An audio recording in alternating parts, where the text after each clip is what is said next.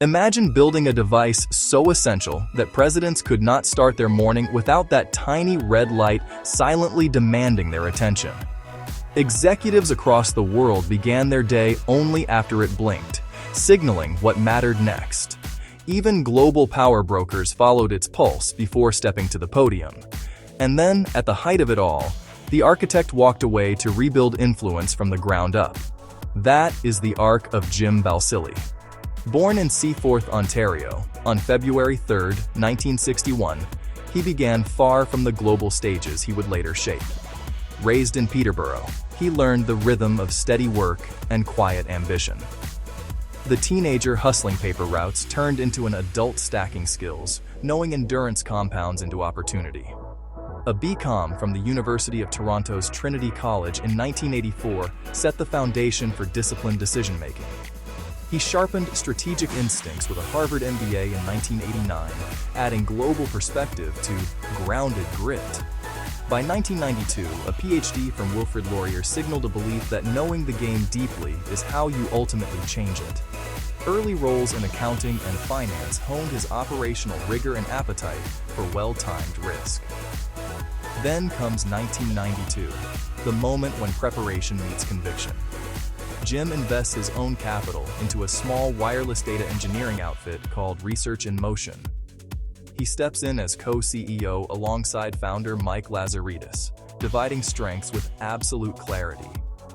One leader obsesses over product and engineering excellence. The other, Jim, builds the machine around it, turning ideas into adoption at scale.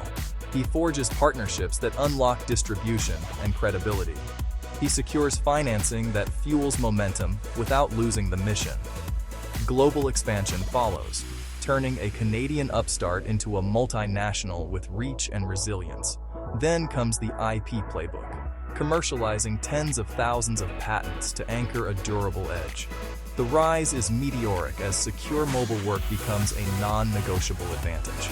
BlackBerry evolves into the suit's Swiss Army knife with trusted messaging. Enterprise-grade email leaves the desk and lives in your hand without sacrificing security.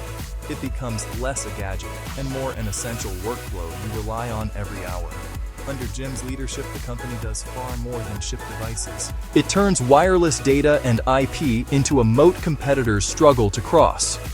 Billions in sales arrive, followed by tens of thousands of jobs across offices and factory floors.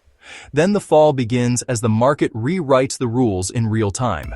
Apple and Android redefine what a phone can be, and the center of gravity moves fast.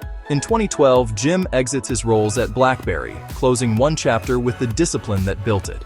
That could have been the end, only it becomes a new beginning with broader ambition. Here comes the rebuild, measured and intentional.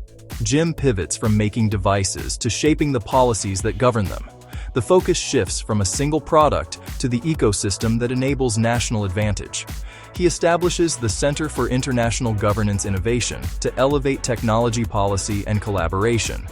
He builds the Balsillie School of International Affairs to develop leaders for a complex world. He advances the Center for Digital Rights to protect citizens and competitiveness in a data-driven economy. He supports Arctic Research Foundation, backing research that connects sovereignty, environment, and innovation. He co-founds the Council of Canadian Innovators to amplify the voice of scale-up founders.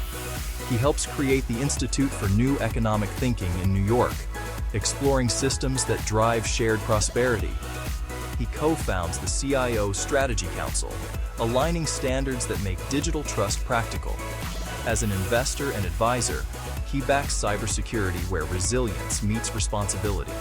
He supports space technology that extends Canadian capability beyond our shores. He advances digital governance so rules of the road keep pace with the networks we depend on. He serves on international boards to translate ideas into durable institutions. He even serves as an honorary captain in the Royal Canadian Navy. By 2026, his net worth is about $800 million. Yet the metric that matters more is impact. From a Mobile World Congress Lifetime Achievement to Time's 100 Most Influential, the Canadian Business Hall of Fame, and a shelf of honorary degrees, the recognition mirrors the reach. What began as a handset empire became a blueprint for national innovation, proving real power is not only what you build in your hand, but how you shape the system behind it. Follow for more inspiring stories.